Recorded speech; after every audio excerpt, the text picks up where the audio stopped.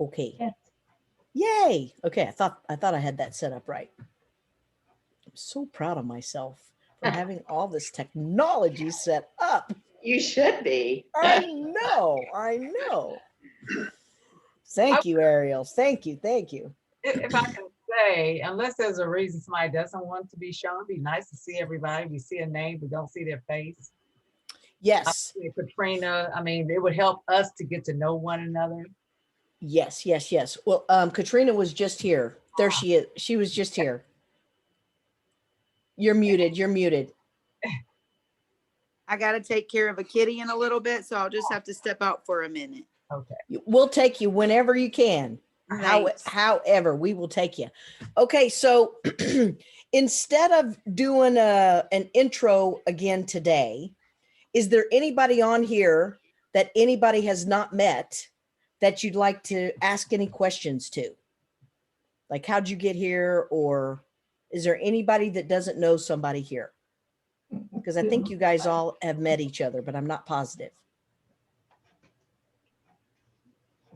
I don't know if I've met Ariel, but we were gonna meet. So Ariel, you didn't really get a full check-in last time. Would you mind saying just who you are and why you want to be a part of this Heal the Hate process, other than this is your whole life journey? Other than this is what I do, Yes. I don't know, Dr. Beth, how can I show up better than that? And how can I show up better than you asked me to help you with your mission in this? And I'm trying to find out a way that I can assist you, because I feel that my mission on the planet is similar to yours, healing the hate, I'm a healer for 30 years, metaphysical doctor, speaker, teacher, body worker, energy worker, you name it. Rock star, singer. Rock star, aromatherapist, herbalist, naturopath. I have, whatever. I've got all of that. But my real passion is this sort of self-care, self-love mission that I've gone on with this book compilation that you have participated in, Dr. Beth, and creating my own body, mind, soul TV and media network to get my podcast, Healing Body, Mind, and Soul, to more people so that they can learn to heal themselves and really put themselves first, so that they can create better relationships in their life, so that they can self-manage. And what a better time when everybody is really faced with themselves. Everybody got sent to their room last year and had to really learn how to be with themselves. So it's coming at perfect timing, and I hope I'm just rambling at this point, but I'm happy to be here with you, Dr. Beth, and always on point and on mission, and I'm happy to serve with you and your community. Awesome. Well, this is a unique community because it's not really mine. I'm just holding space, and I'm totally willing, if somebody wants to say, hey, I've got an idea, come over here. You're not going to hurt my feelings. Like in a lot of communities, it's like, this is mine and I'm putting my stake in the ground. In this one, I'm really just holding a space. And if somebody has a better idea or a better way for us to play and another way for us to show up and do more faster, somebody throw an idea out there and let's rock and roll. Go for it. And Ariel, I also want to brag on Ariel that we just put out this self-empowerment book, Empowered Self-Care book, with 25 authors, and we earned a #1 international bestseller award for our book. And also she got us placed in 55 categories in 5 countries, and she's a real phenomenal rock star. So that's Ariel. So is there anybody else that wants to know somebody or why they're here? You guys already met each other and feel clear on things? Go ahead, Ernie. You look Well, I like was going to ask about Eric, because were you on last time? No. Yeah. No, I didn't wasn't. see you. Yeah. You guys weren't on the first one, and Eric wasn't on the second one. So go for it. Go for it, Eric. Brag. Brag, brag, brag. Yes, so I live in Atlanta and I do a number of different things, including copywriting. I do some copywriting for Dr. Beth. I do speech and presentation coaching. I do training, and I run groups called Speaking Circles, which teaches people how to be more comfortable and confident in front of groups, speaking in front of groups. Public speaking anxiety is a big common fear for us. And so this technique that I use helps alleviate some of that anxiety. I used to do everything in person. Now I'm doing everything virtually. So, by the way, Ariel, we're still in our rooms. We have not left our rooms, but it's all good. I love doing this kind of stuff. You know, it's like we can connect with people all over the world. It's really fun. Exactly. So, Exactly. Thank you. Nice to meet you. And Steve and Ernie, Eric doesn't know who you are, so give us your brag. We were trying to remember, Beth, how we met you, and I think that we met through ASTD, the training group about, 30 years ago, maybe. Yeah, And we were toddlers. exactly.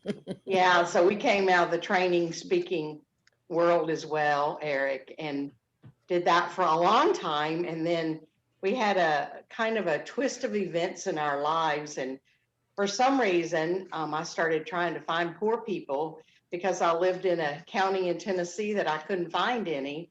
And so Steve and I started going downtown Franklin, Tennessee, and just walking the streets and what looked like the poor streets there. This was over 20 years ago. And we found plenty of people that were kind of hidden. And it just was changed our lives. It was a rude awakening, but a wonderful awakening, and got to know these people. And about 3 years later, went into the Salvation Army and opened up a whole mission project in what was then the worst part of Nashville, and the worst drug crime area. And we opened up a little mission support church. It was like called a church because Salvation Army has those, but it was more of a support group really for people. And it was amazing. And we did that for a little over 10 years. And we left there just a few years ago, not at our own wish, but leadership politics, which we won't get into. And so the last few years, we've been doing, Steve's a writer and he's written about 5 books, and we've done a lot in racial reconciliation over all that time. And I'm a coach for women, more young women, especially those who want to get married and have given up already. So, Right on. yeah. And one of you wrote a book that's on the resource page. Was that you, Steve? That's me. Yeah, it's about race. And I grew up in the segregated South and graduated from an all-white high school in 1969. And I didn't realize that was a big deal. There was a black high school right across the street. And 2 years later, they built a walkover, made it one high school. But I got a job selling books door to door, Black history books in the summers in college. And I got to know African Americans spending the whole summer and just really fell in love with African Americans. And since then, we've been pastors in an African American denomination for about 3 years. And we've just done a lot of things to cross racial barriers. So the book's kind of about that, and just looking at the concept that race is really a myth. I mean, if you cut us open, we all look the same on the inside. Our kidneys are the same color, and our stomach's the same color. The skin color is just the outer. Yeah. The book's Well, called Off the Racetrack. excellent. And I'm pretty sure that it's on the page. Thank you. So one of the things that has been going on, and I've kind of had a little bit more clarity, is one of the things that happens sometimes is with top leaders, like Trump or like Biden or like spiritual leaders or by ministers or anybody, teachers, psychologists. There's a different standard for who we are and a different level of leadership for what we are expected to bring to the world. And one of my heart throbs is, and I heard when you said, Steve, we had a political difference in the leadership team. One of my passions is I want to make sure that those of us that are in the leadership, and everybody on this call is one of those people, that we have the tools to hear each other at least.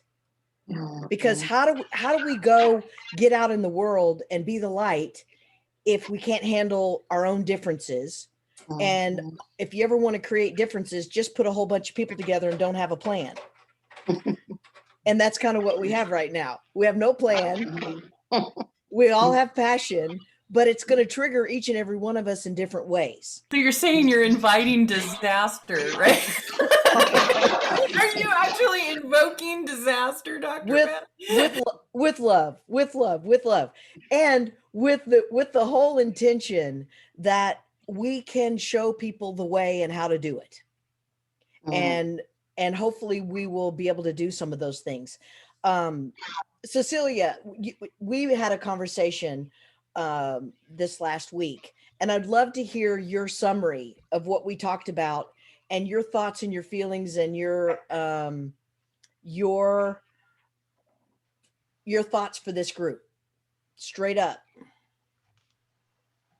I don't mind being put on the spot at all, but I'm thinking I slept a day or two since then. Okay.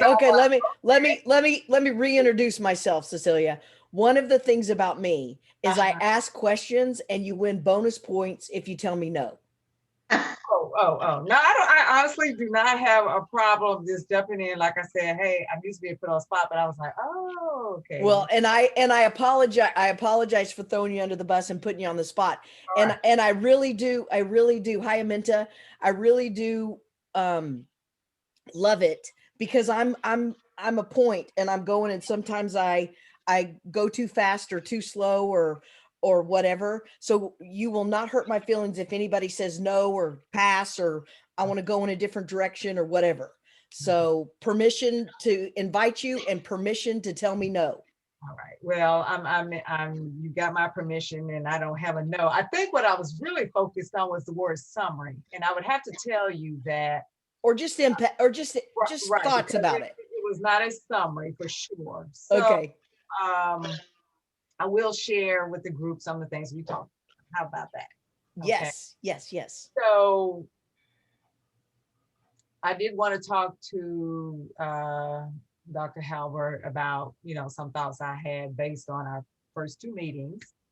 And one of the things is, I know that it's a challenge for us to get started, because really the biggest thing that makes groups successful or any mission successful is the people have to connect first and foremost. So, that takes time, but then, there's a part of you that just wants to, hey, just go, start going and doing something.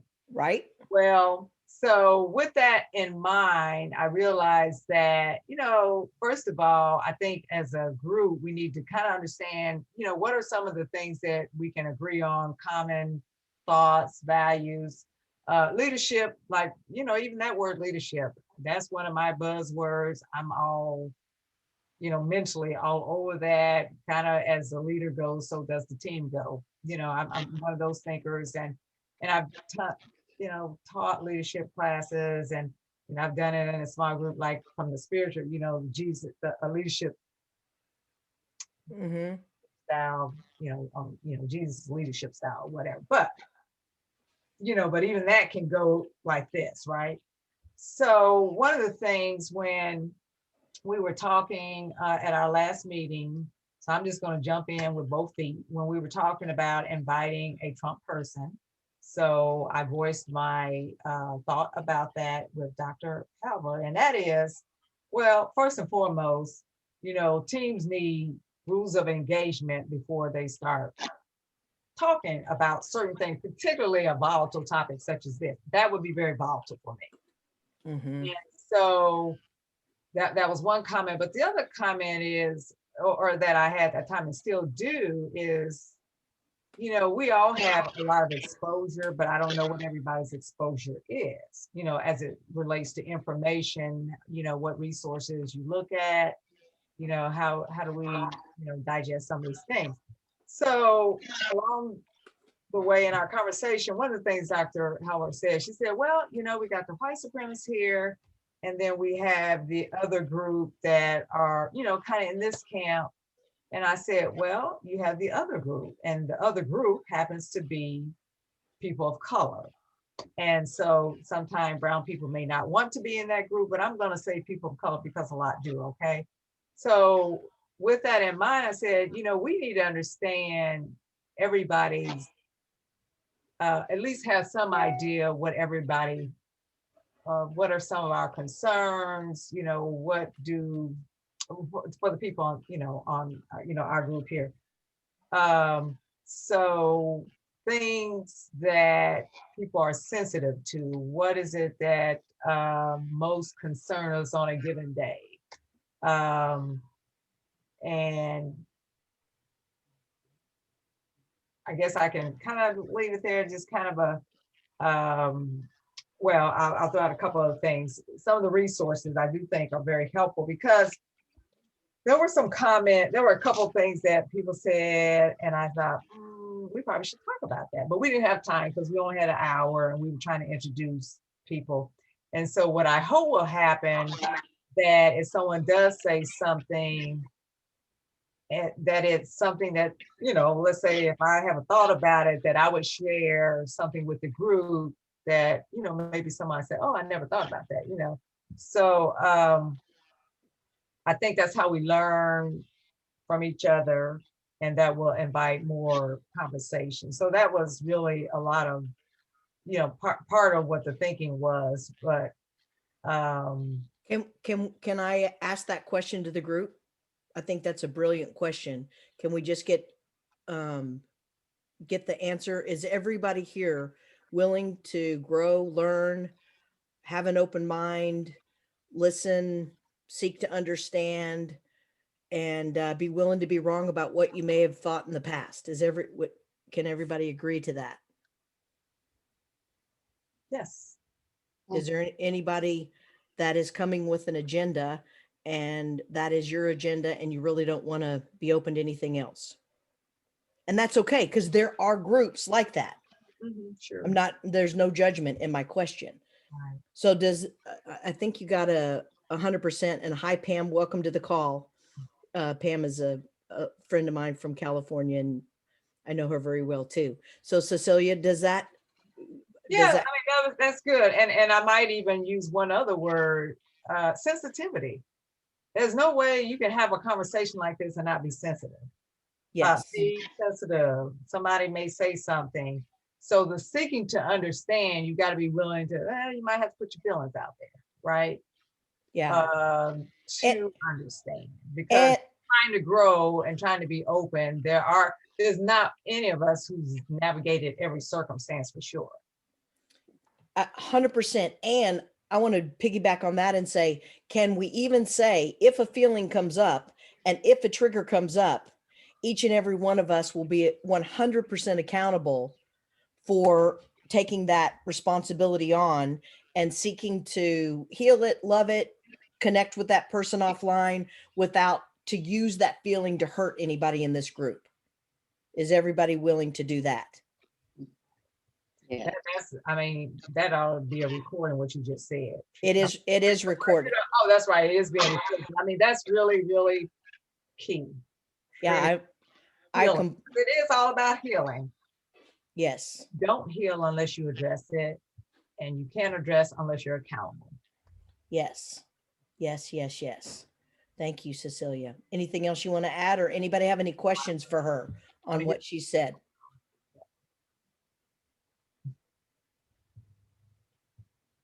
Or reactions that you want to say yes, and yes, what she said, and one more piece. Anybody want to add to our safety net?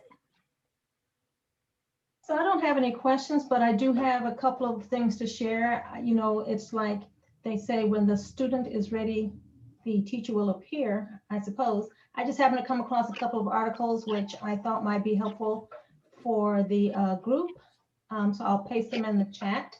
But one of them was, let me paste it before I say it wrong. So give me a second. And I'll add it, if you'll do me a favor and actually send it to me in a text as well. I'll put it in our, I'll add it to our resources. Okay, so one of them is an anti-racist dictionary, 19 words on race, gender, and diversity that you should know. And then the other one is, what is a microaggression? 14 things people say at work and they think they're fine, but they're actually racist, sexist, or offensive. Ooh, I so love those. I love those. I think it was a relatively, there were two different articles, fairly quick read, so take a few minutes. There was some head nodding going on. Certainly I've been on the receiving end of some microaggressions. There were a couple of surprises on both lists. I mean, again, it's all about learning, so I thought they were helpful, so that's why I'm sharing them, and I will send them to you. How did you say, by email? It's going to be an email. Never mind. I'm not even asking. So Emails, I can't put them in text. email's perfect. Dr. Beth at drbeth@drbeth.com. So I'll even add this to the invitation. If I, or when I say something that's triggering to you or anyone else here, I would love to be enlightened. So if you're willing to call me out and call me out lovingly, use me as an example.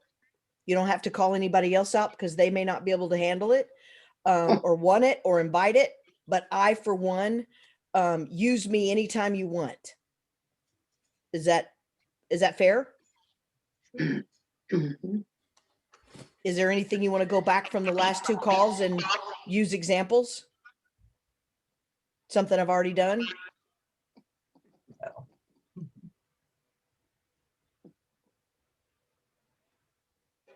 Yeah.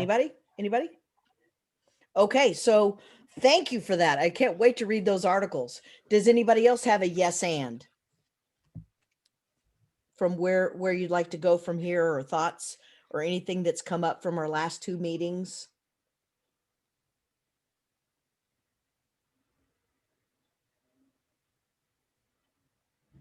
Okay, let me go this way. Anybody have something? All right, let me go this way. So what do you feel would be our best place to start that would start the healing of the hate? And let's just go around the room and everybody just take whatever you want to say, and you can always say pass. So where do you feel like we should put the point on heal the hate? Holly? Okay, Steve, go ahead. Yeah, I think, we have, we're so divided in America. And one of the ways we're divided, I think, is that we are unwilling to hear, something that's different from a core belief that we have. A lot of the differences are things that people feel very passionate about. And I think we tend to use one way or the other to silence people. One way is through political correctness. If you voice something I find offensive, then you must hate me, or you're discriminating if you disagree with something. And so political correctness tries to silence that way. The other way I see us trying to silence is bullying. Just blasting people. One seems, maybe a little more polite, but there's still, you don't have any right to think that way or talk that way with the political correctness. And then the bullying, it just jumps down your throat and, unfriends you and calls you names. And, so I think somehow we need a middle ground. And that's where sensitivity comes in, because it's hard to listen to someone voicing an opinion or a point of view that you strongly feel is wrong or is unattractive or is disagreeable. So Or a lie, or you think it's a lie. yeah, sometimes you don't even think the person is sincere, you know. So if we're insincere when we share, where we're coming from, then we get nowhere. But even when we're sincere, it's not a lie. You're telling the truth about what you believe. It's hard. Yeah, you're telling your truth, Yeah. but the other person may have a completely different truth. So it Right. feels like we're both lying to each other when we Yeah. just have different truths. And then we move into that's the bullying side. Right. Well, both sides, political correctness accuses people who disagree of being prejudiced. Bullying accuses people who disagree. So both sides, we try to keep the spotlight off of. We try to silence. Basically, I think it would be the essence of what I'm saying. We try to silence people who disagree. Mm. I love it. I love it. So Steve, if you wouldn't mind in the chat, put here would be my point and see if you can summarize the point. Okay. One of the things that I'm hearing, Steve, and this is something that I teach in my work, is mirror, mirror. If anybody's ever heard that concept, mirror, mirror. If you spot it, you got it. Mhm. And it's a very dangerous tool that can be used in a very hurtful way. So it has to be within the concept of compassion, and it's self-compassion. And only I can look at my mirror. You can't have me look at my mirror. And the only way I use mirror, mirror is when I use it in the positive for anybody else. Like if I see somebody's great, I say, I love the mirror of you. Mhm. So I use mirror, mirror in a positive world when I can. But this is one of my favorite tools for dealing with disagreement is when I'm in disagreement or when I get judgmental or self-righteous or, have an opinion about something, I flip it and see where is that for me? Where is that in me? And the more enraged I am, the more pay dirt I have found. Mm. So that's one tool that I would want to gift this group is that when we are triggered by each other, if we're willing to just let it run past that. I have found my Trump, I have found my Biden, I have found my Hitler, I have found my Jesus, I have found my name anybody on this planet. I have found it in me. My child molester, my murderer. And what I do is I look for where have I murdered myself? Where am I silencing myself? I may not be doing it to others. And one of my favorites was with somebody that I was with at one time that was my greatest teacher, that triggered the bejeebies out of me. I would see things in her, and then I would ask her, do you feel like I'm a total jerk? Do you feel like I'm a bully? Do you feel like I'm a fill in the blank, whatever I was seeing in her? And inevitably, 100% of the time, she would say, yes, I see that in you. And I would be totally blind to that. And I'd say, tell me where I'm a meanie. Tell me where I'm doing that.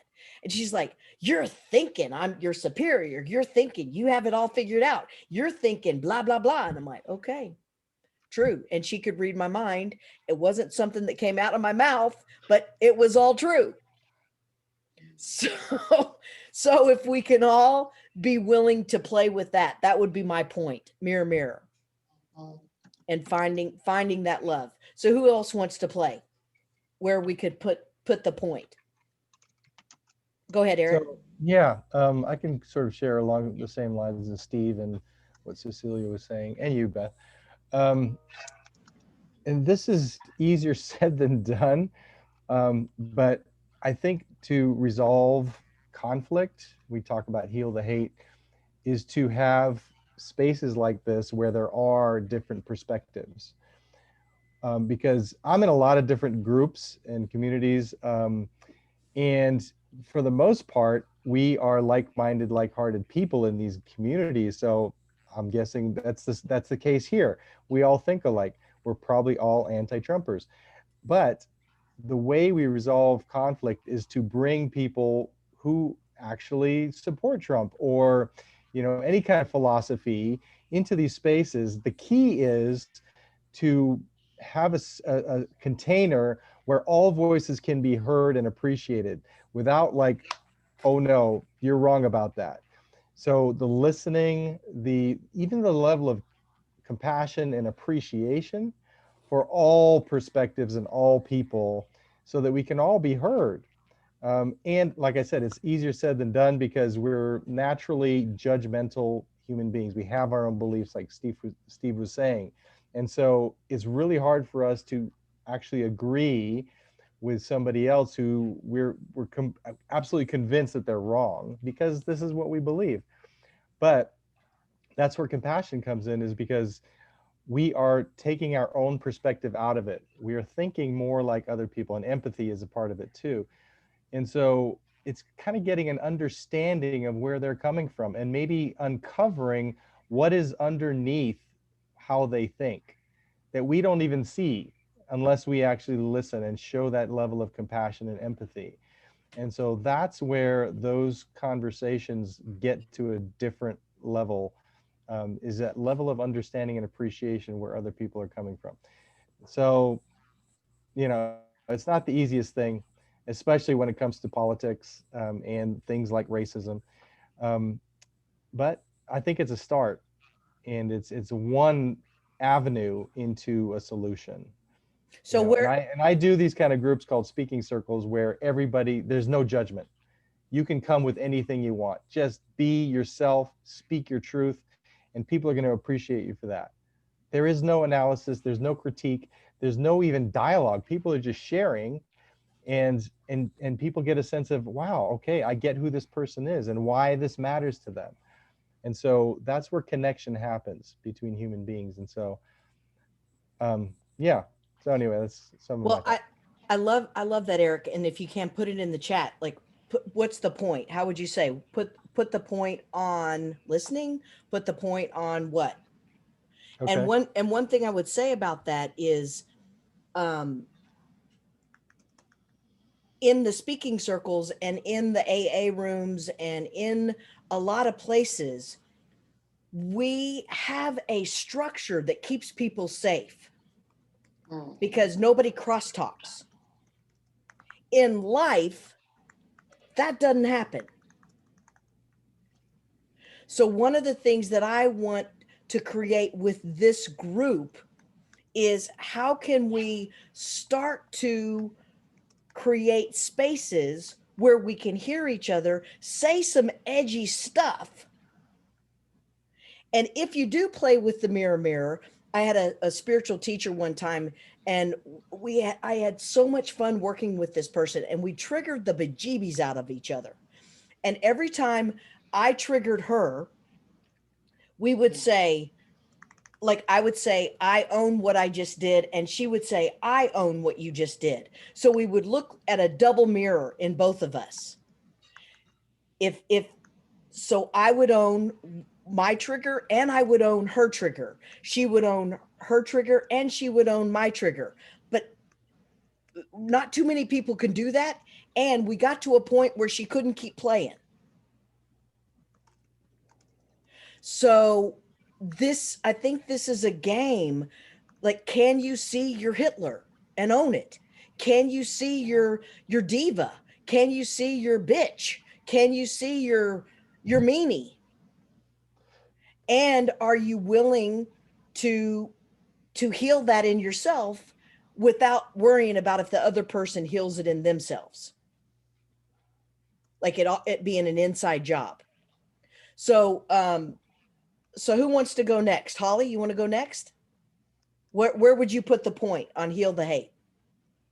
Yeah, I'm gonna pass because I think what's brought up already is so good. I don't know how to add to it at this point. I think Okay. Okay. I love it. Ariel?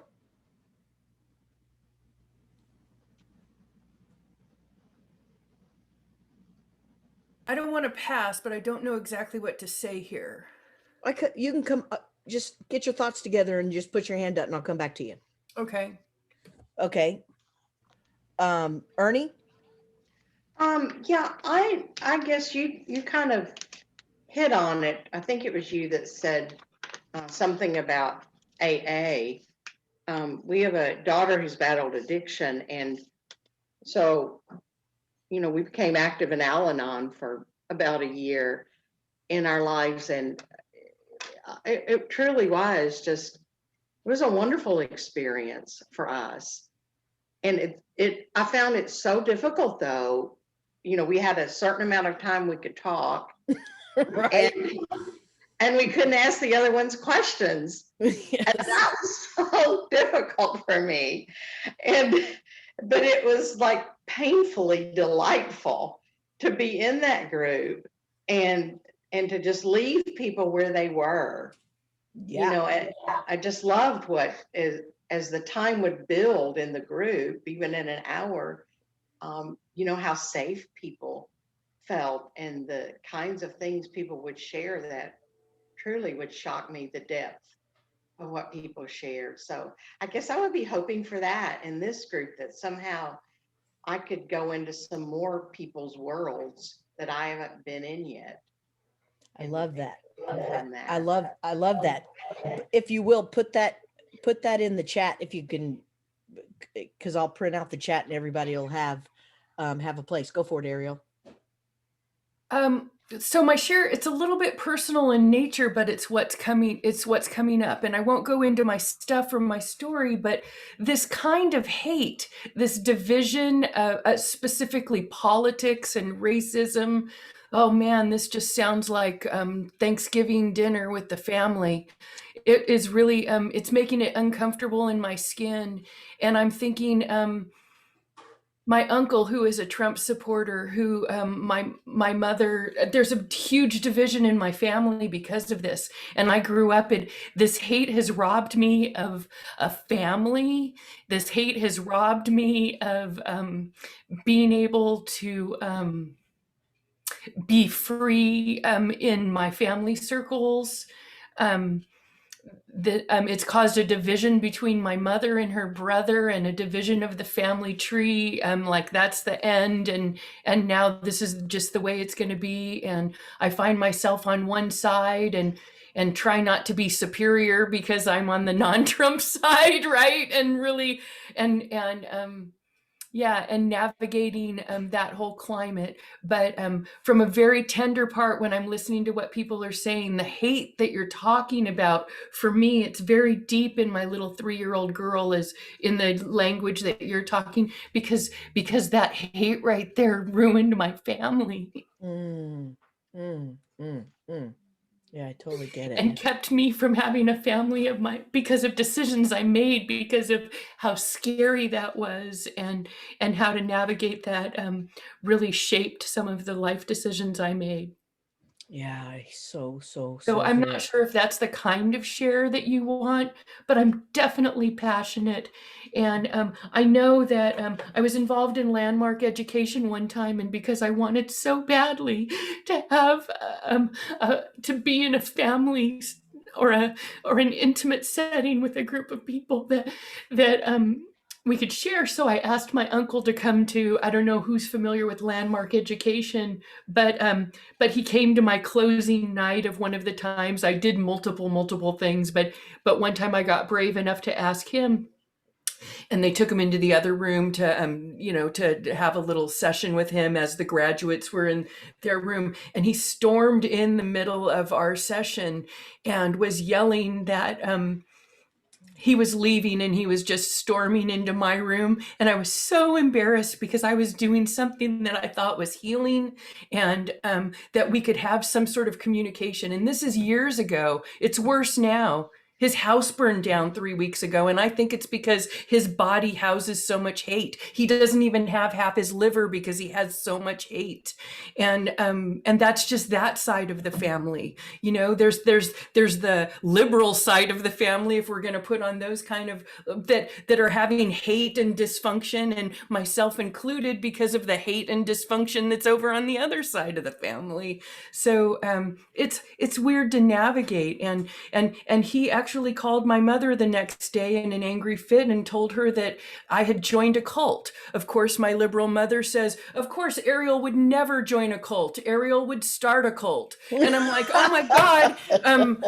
Like, both sides are wrong for me. Like, it's, this is just like, I'm sorry. I don't want to take up any time talking about my personal story or anything, but I just want to share those little nuggets of like that struggle, and I'm familiar with it. And that's why I want to be here and help you heal it, Dr. Beth, because I don't know, I've been trying my whole entire life to figure this one out on a personal level at home. Well, and I think we all are. I think the truth. Yeah. I'm just telling you mine. I'm just telling you. No, I love it. No, Everybody's got theirs, and I don't know what's appropriate to share here in this forum. I'm just trying to figure it out. But I would say anything is appropriate, and we can all have reactions to what gets shared.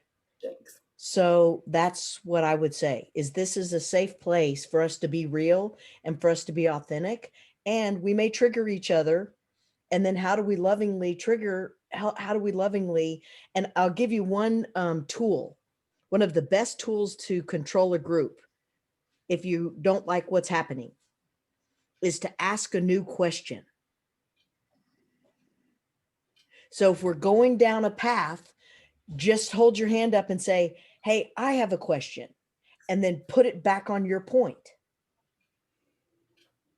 So that's just one way. If you want to take some leadership in this group and something feels awkward, or you want to move it in a different direction without making me bad and wrong, or without making somebody else bad and wrong, just create a new direction. And we'll play with that. Katrina, what do you have a point on where you'd like for the group to go and how you would start with Heal the Hate? I think that I will pass. I am really just trying to understand maybe where the hate is. I live in a little bit of a bubble, and I don't really have a direction. I'm hoping God will lead our session, and, you know, if nothing else, heal somebody's heart. Yeah. Well, one thought I have on where is the hate coming from, as a lot of my studies, is I think it comes from fear. A lot of, I don't even know where, I wouldn't even be able to find hate that doesn't have fear in it. So it's away from love. It's away from the light. It's away from understanding. It's away from looking at it a different way. And I think what's underneath the hate, and most of us put a story on it that's different than that, which scares us. So we see people that hate and we put a different story on it. But if we could see their hate as big 3-year-olds that are petrified, they won't feel as threatening in their hate. Mm-hmm. So if I may just piggyback on that, has anybody heard the acronym FEAR? False evidence appearing real. I mean, if you look at most people who espouse something, or some of the conspiracy theories, I mean, they have no basis, in my view. Right. Now, if I could hurry up and tag on to something Eric said, I liked what he said about his speaking circles where people get up and speak their truth. However, for me, that's where things started becoming so crazy, because I've always been, what I consider to be a logical, it's either true or it's not. Yeah, there's some gray in between. but the word truth used to mean something. Today, it doesn't. So I'm a little, so I get a little concerned when I hear somebody, it is their truth, but I'm not necessarily going to accept it as true. And so, but I do believe certainly we do need to hear people speak their truth, and therein lies the how are you going to address it, deal with it, listen to what you heard, and respond to what they said. So Mhm. there are some things that, I mean, I always kind of, I can listen to things quietly, listen, because you have to be quiet, but it's not thinking while you're listening that you really heard what they said and repeated back what they said so that, okay, now I'm trying to understand what you said. But, but anyway, don't want to. No, good, got it. Yeah. And I totally get what you're saying. Like the sky is blue. And when we live in two different universes, when one person sees it as red and one of it sees it as blue, it can feel pretty insane and scary. I'm watching the impeachment questions right now, and just the defense, if those sound bites get played on Fox News, and that's the only thing that half the population in the world hears are those sound bites, it makes perfect sense why they're going to think what they think. So just having so much love and compassion for their world and their way of receiving information without seeing them as horrific. Holly is an AI, artificial intelligence person, and we were talking about how when you create something and then it starts to create itself and it's built even more than what you even built out, and now it becomes its own entity, and people are responding from an entity that may or may not even be the real truth entity, because it's been built on like the game where one person tells somebody, and this is my truth, she said it.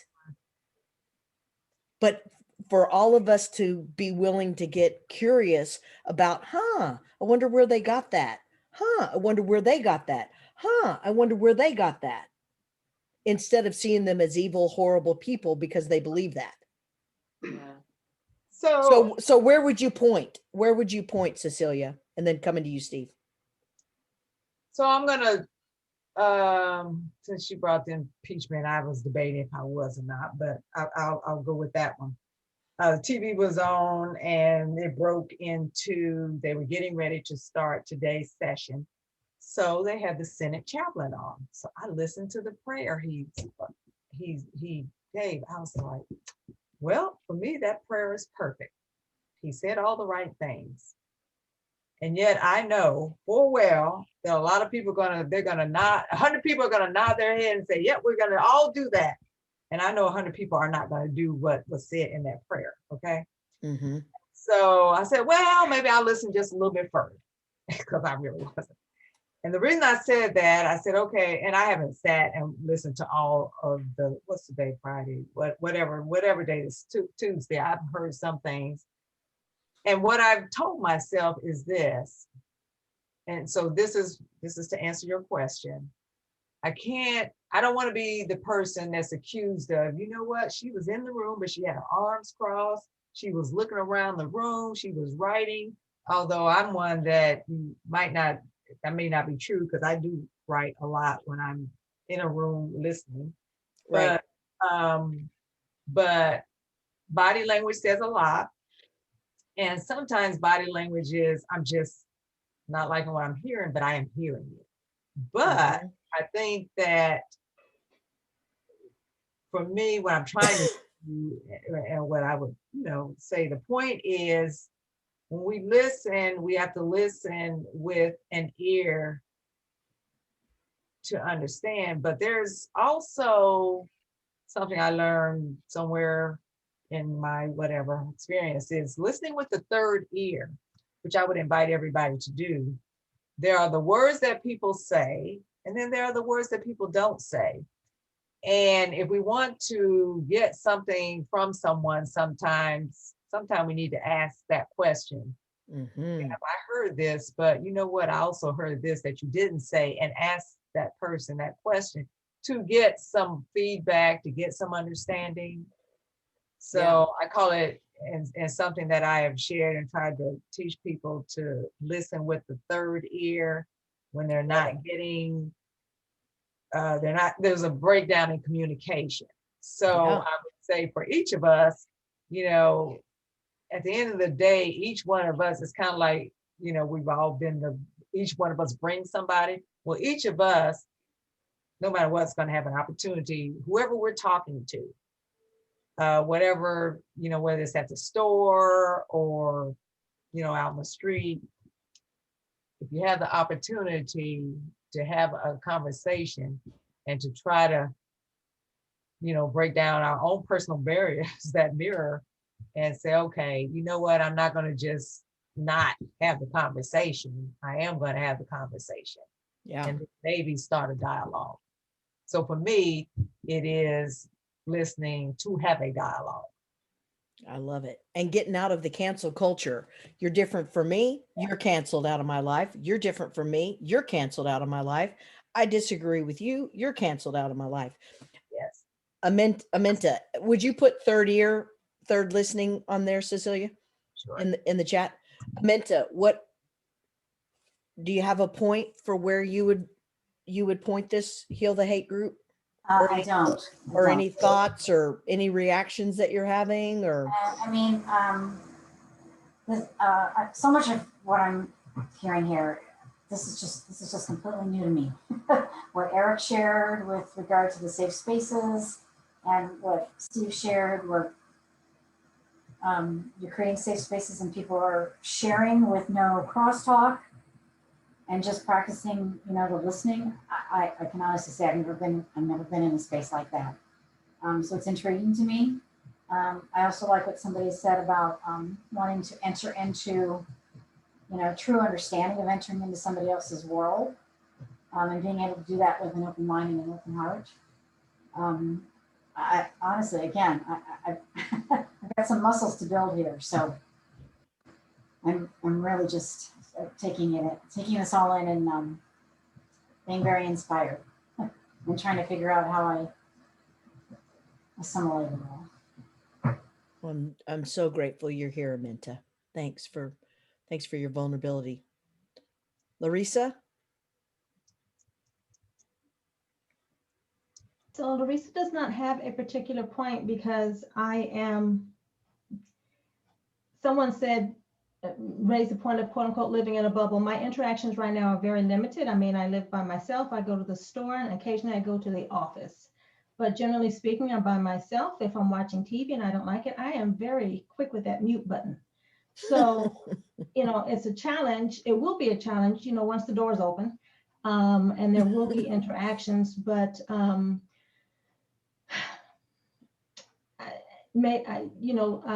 so it's just going to be a challenge to see who I come in contact with, because, you know, it's my staff and my family, and then, you know, the transactions when I'm at the store. So it's not necessarily like I'm going to have a dialogue. Once the doors open, there will be great opportunities to talk to people. But one of the things that I said in the beginning when we went on the first call is that I will get along with anyone who will let me. But I do not sally forth into direct conflict.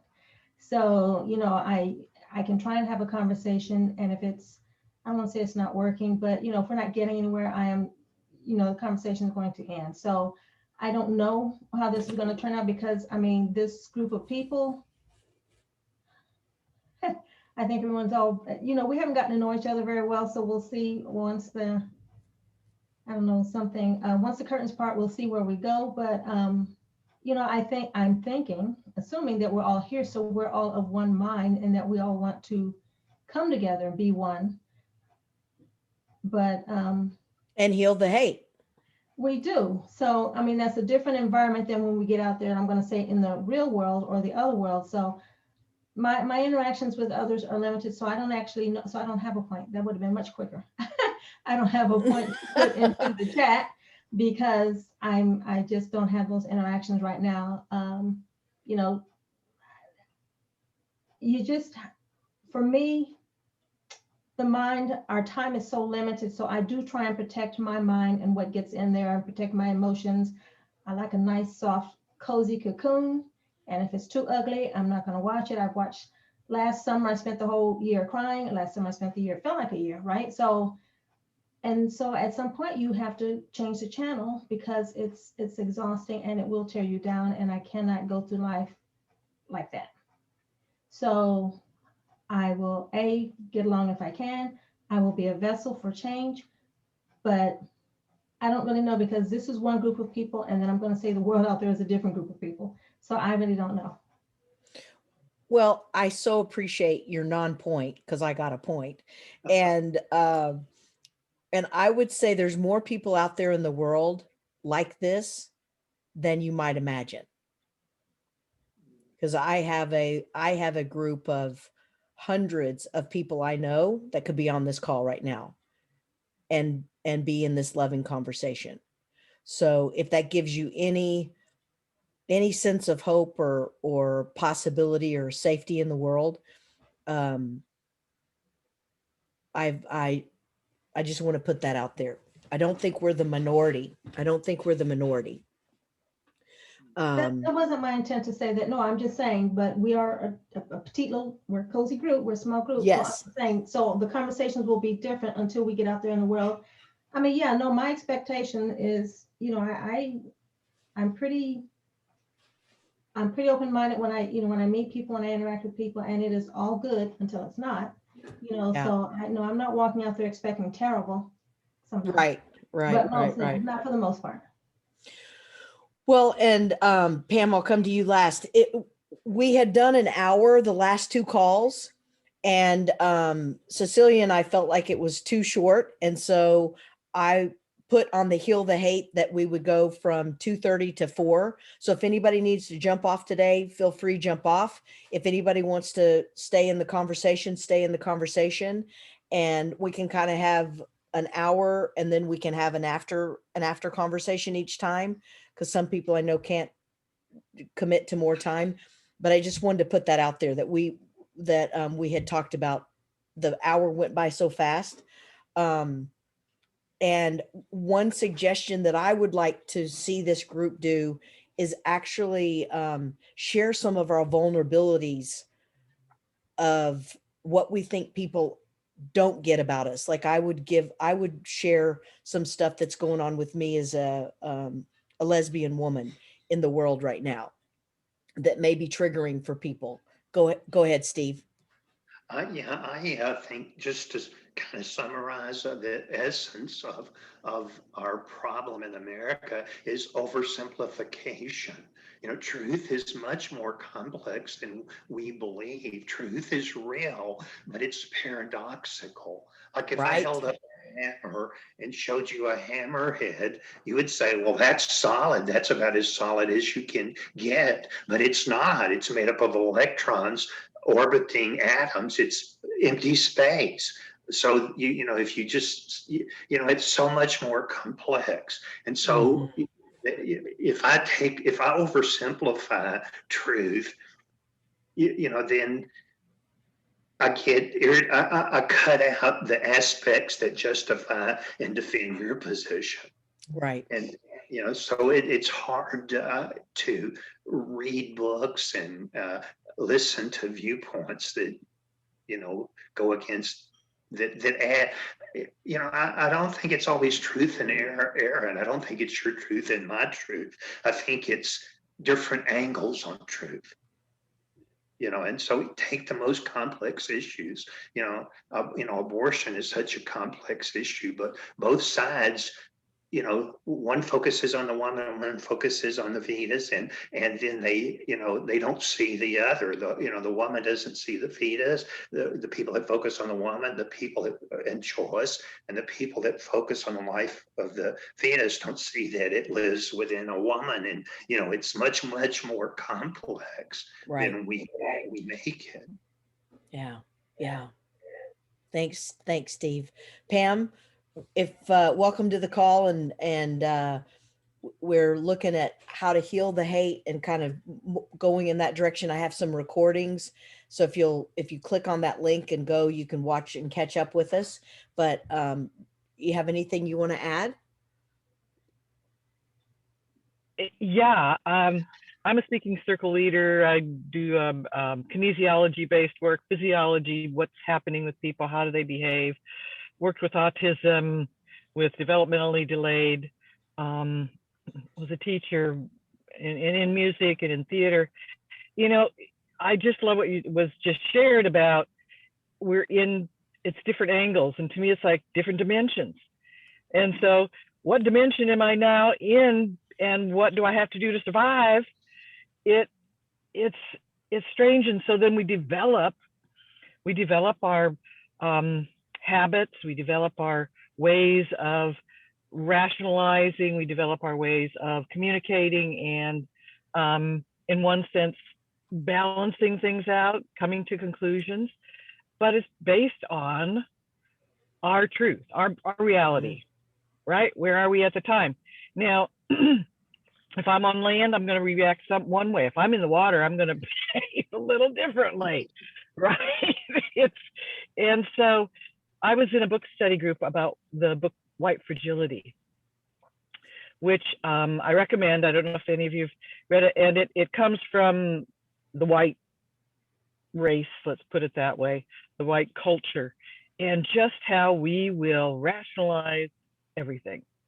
And things we say, we don't hear how we are putting somebody down, or we're making that globe look in our view, and that everything should be just fine. Nobody should react to it. So that was a real eye opener, just listening to the sort of things I say, the phrases. And I know a lot of phrases we've picked up from our childhood, from our communities and all, and it just plays into all of this. And I think there are times when you just got to take a breath and you step back. Mm-hmm. You're not going to be in there fighting. You got to take some time. And I know I'm behavior and physiology and how the brain get out of it. Can you guys hear? Bro, Just kind of cutting in and out. Yeah, Pam? bad connection. Am I cutting out on you, Slava? Yeah, you're cutting out on us. Well, I'll end it there. Okay. Okay. That's it. I'm supposed to stop. Goodbye. Thank you. Yeah, that was good. Well, go ahead, Eric. I was just gonna say I have to drop off soon, but one thing that sort of came to me, and it's basically what you were alluding to, Beth, is that we all have these characteristics in us. We all have hate in us, right?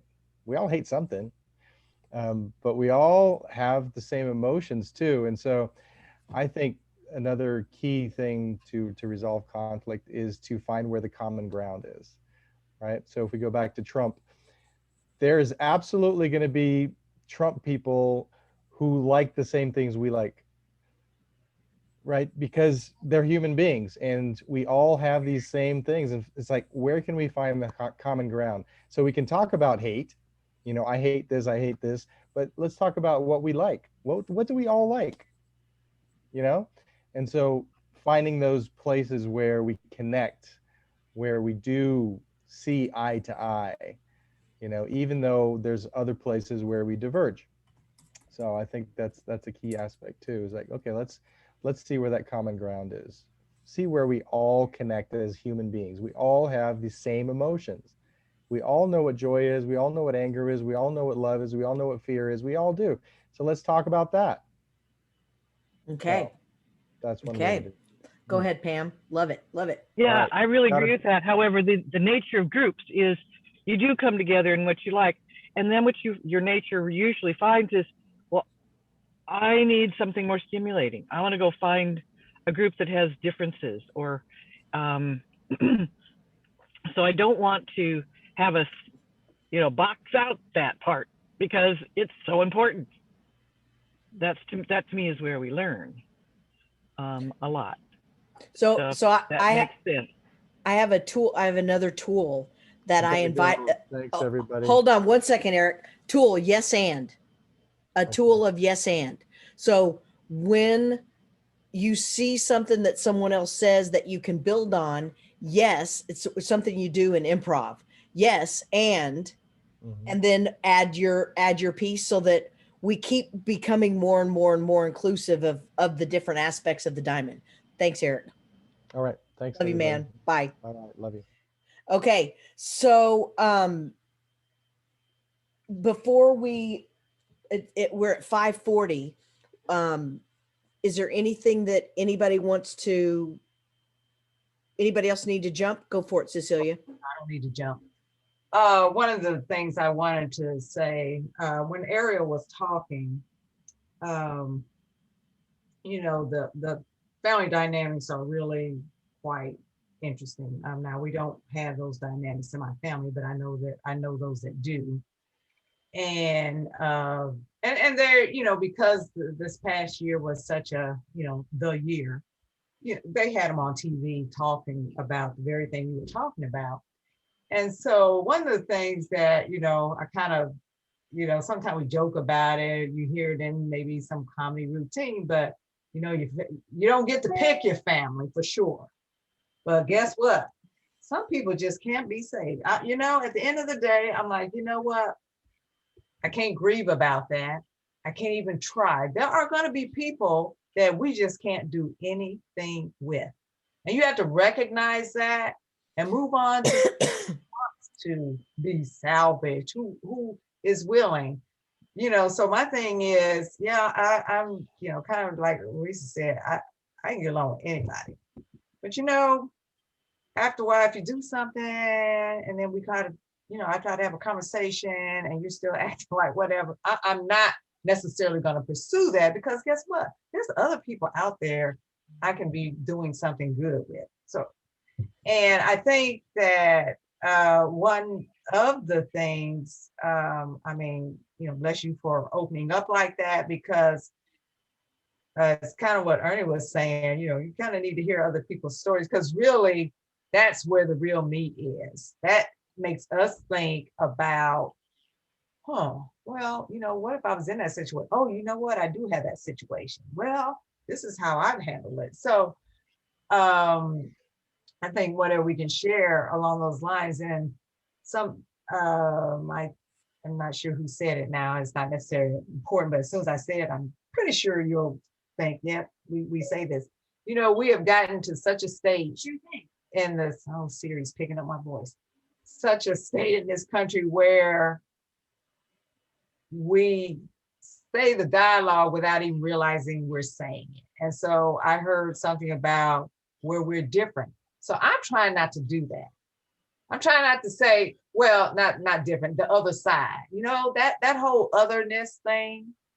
If we're all humans and we're all trying to get along and we're all trying to communicate, we got to stop the other side business.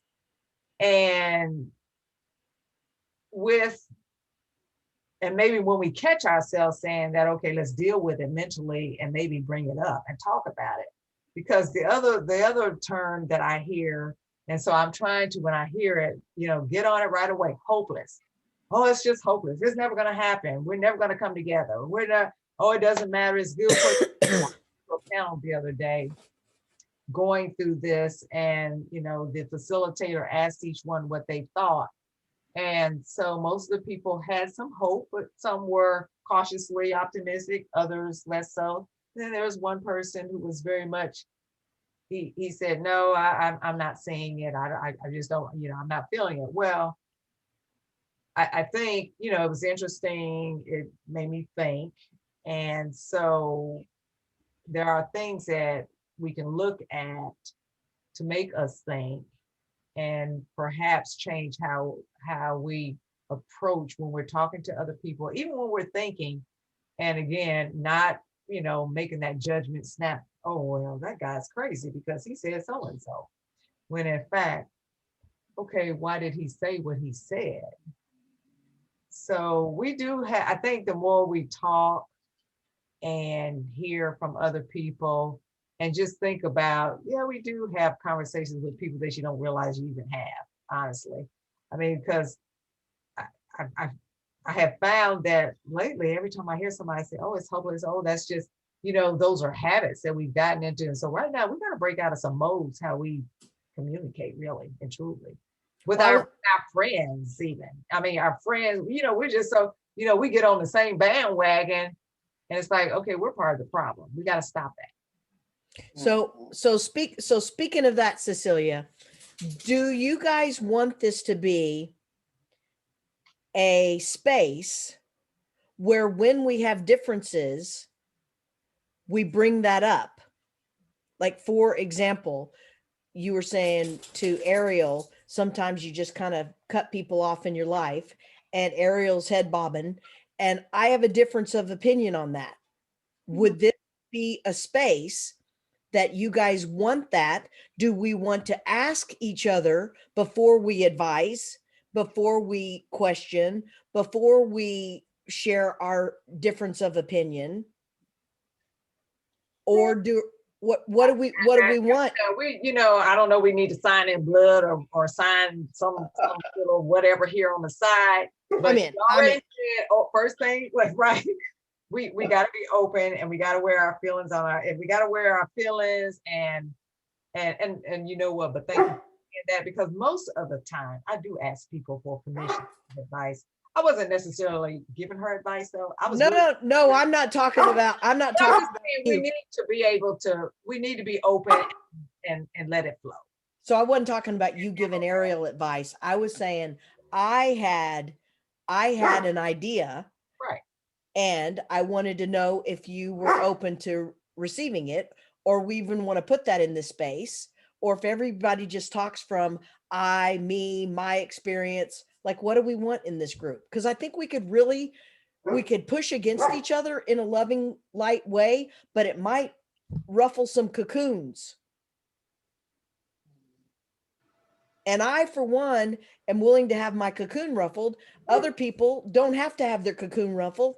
And I think we could create a space where you get to say yes and you get to say no.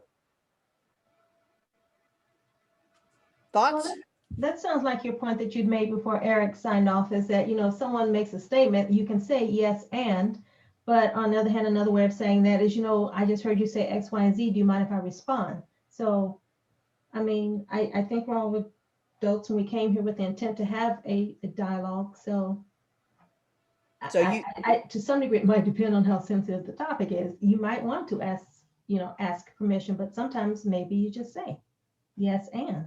So I think it depends, and certainly depends on the person. So if it's for Larissa, yes, you better ask me. All right, I will walk with tiny feet. Okay, Ariel, looked like you wanted to say something. Go for it. I do.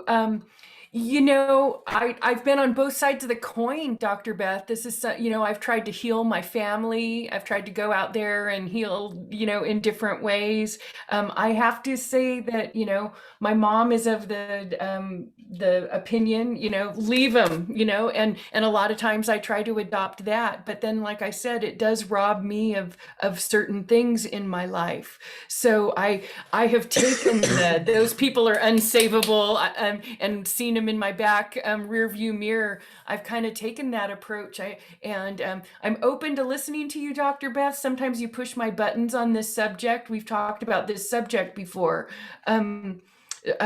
but I'm open to hear it, but I don't know. I feel like I've tried every which way, and I think that self-preservation and self-care sometimes puts people in the rearview mirror because you go away from danger. You go away from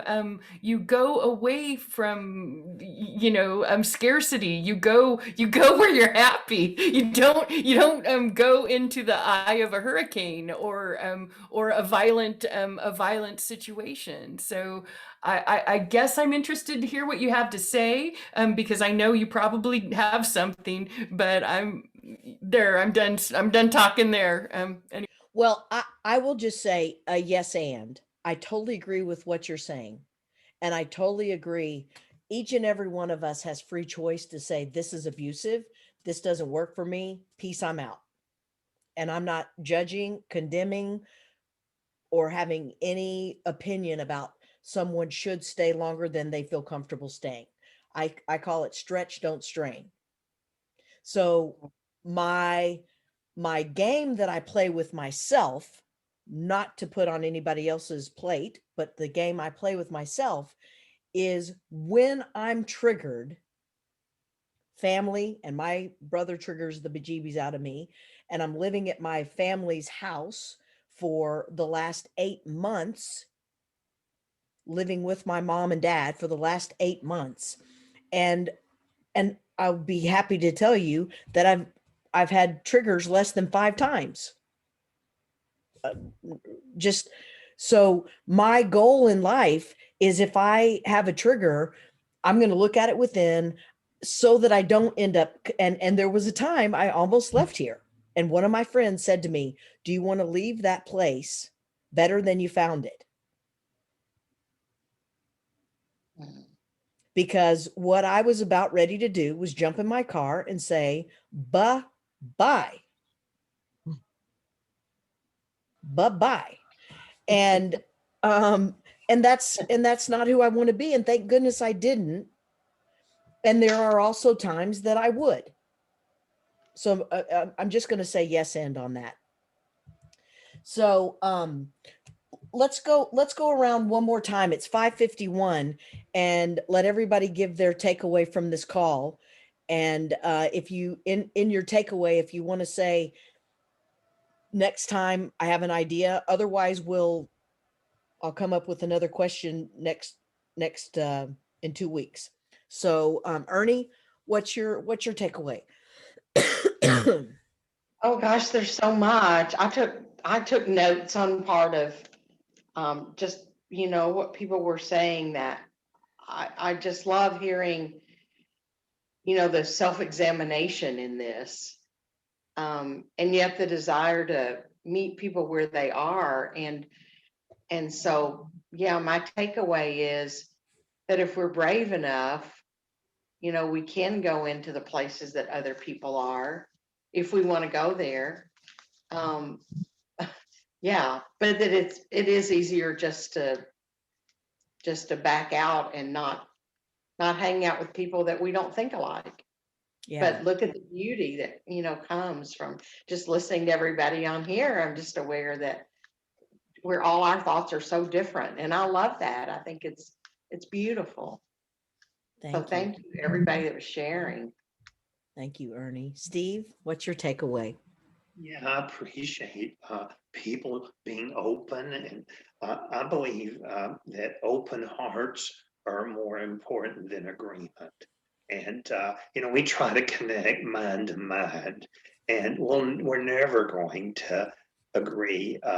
I don't guess there's a human being I agree with 100%. And some of the people who love me the most over the years have disagreed and disapproved of things I say and do.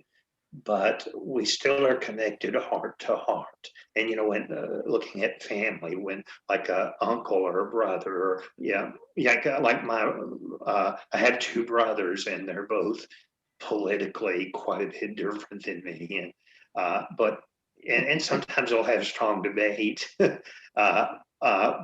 we're still connected heart to heart, and a lot of kindness is more important than agreement. I think I'd rather have a president that I disagreed with, who was a nice guy, than one who I agreed with who was bullying everybody. Yeah. Thanks, Steve. Ariel, what's your takeaway? That was so well said. I love it, Steve. Thank you. Um, my takeaway, Dr. Beth, is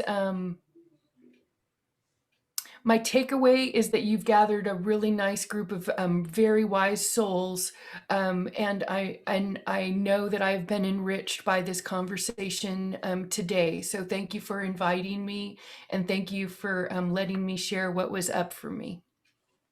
Love you so much. Love you so much. Larissa? My takeaway is I think this is a learning opportunity, and there's definitely some new tools for self-reflection. So again, it's been a good meeting. Thanks. Cecilia? Well, first of all, I've learned some things today. I think this is a topic, it's very complex. And I don't remember who said that word, but I remember. Steve. Okay, that's what I wasn't sure. But I have generally, when I have a conversation anywhere along these lines, it is complex. There's no way to oversimplify this.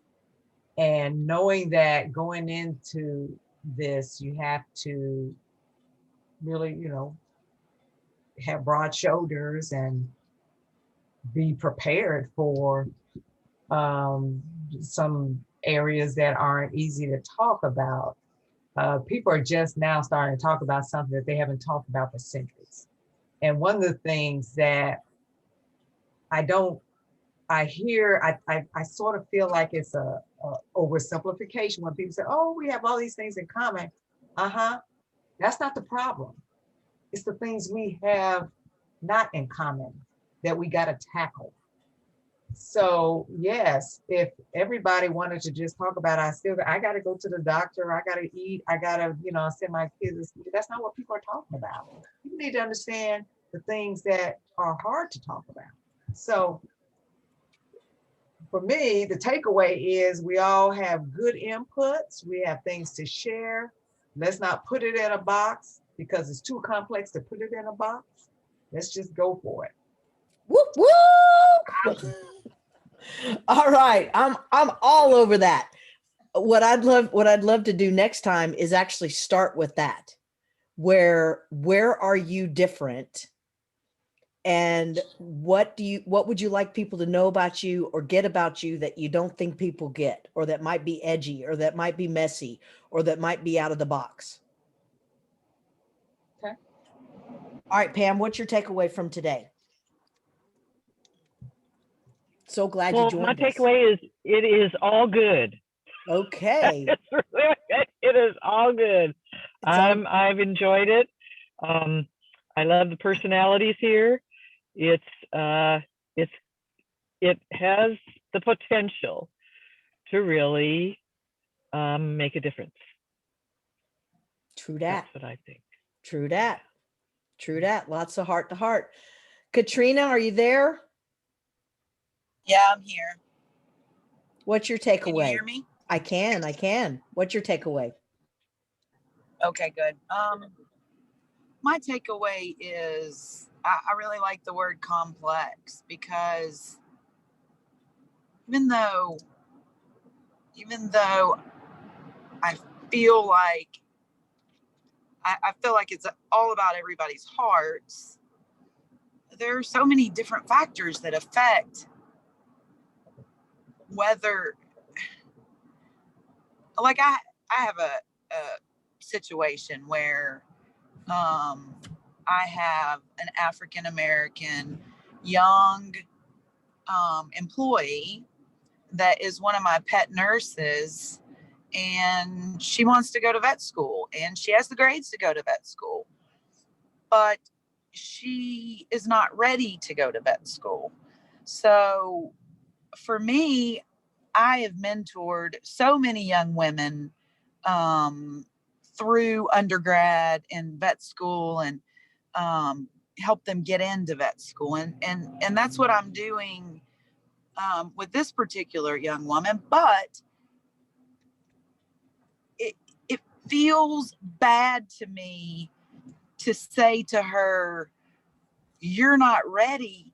And the only reason it feels bad to me is because I don't want her to think that it has anything to do with her race or nationality or anything like that. And I do believe that I treat everyone equally. I'm hard as hell on everybody. And I feel like it's complicated. There's no cut and dry.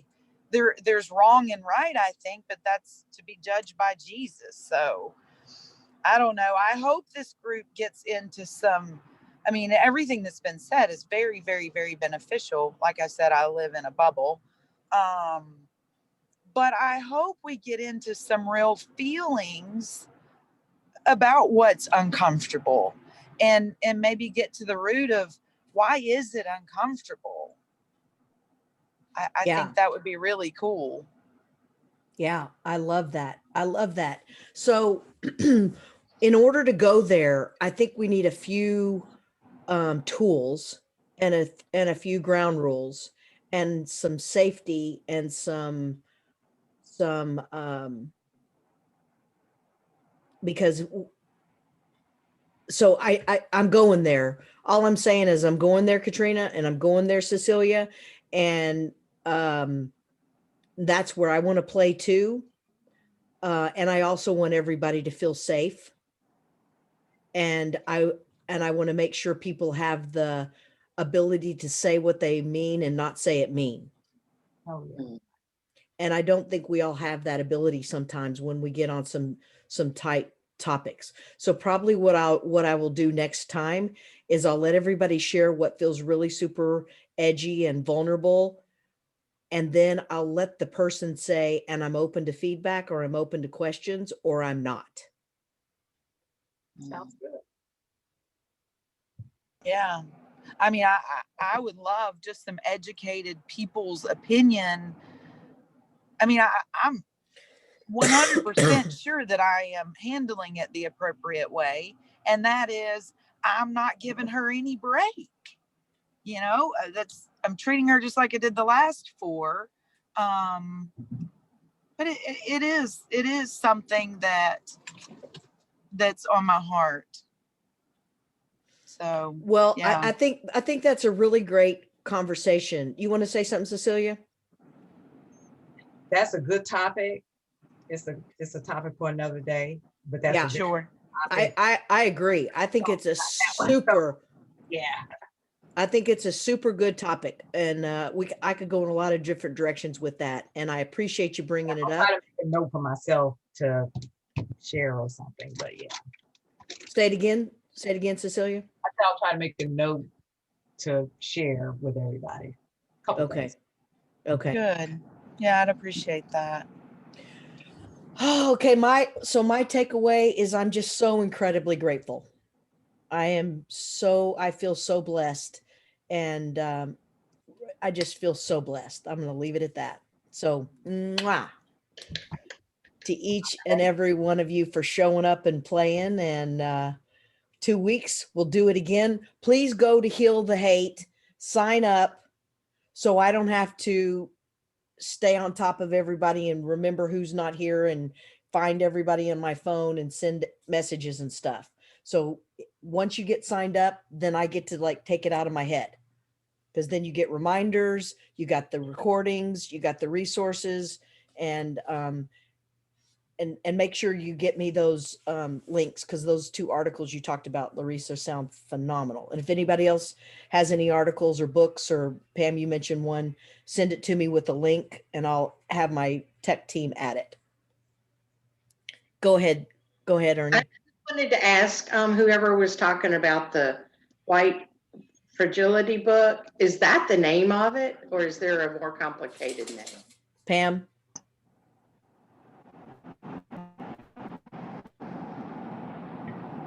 That is the name of it, White Fragility. Thank you. I've heard It's that. excellent. And then there's a second one after that, I believe. And Pam, And you, it's on voice. You can get it on auto with an audio tape, which is rather nice because it's the author. Thank and you. you're going to be in the hospital in 2 weeks, so we're going to send you prayers. Yes, I have lung surgery. I broke my leg in July, and then from the surgery I got some complication with my lungs. So I am got a checklist of trying to get to all the departments of the hospital. You need to let it go. I You need to let it go. I'd been in, so Oh my goodness. Well, I'm going to send you lots of love, my friend, and I'll see you guys in 2 weeks. well, Anybody- hopefully I'll be able to be on. Hopefully I'll be able to be on. Okay, I'll hope so. Reach out if you have any questions or thoughts, anybody, ideas or whatever. Okay, bye. Bye.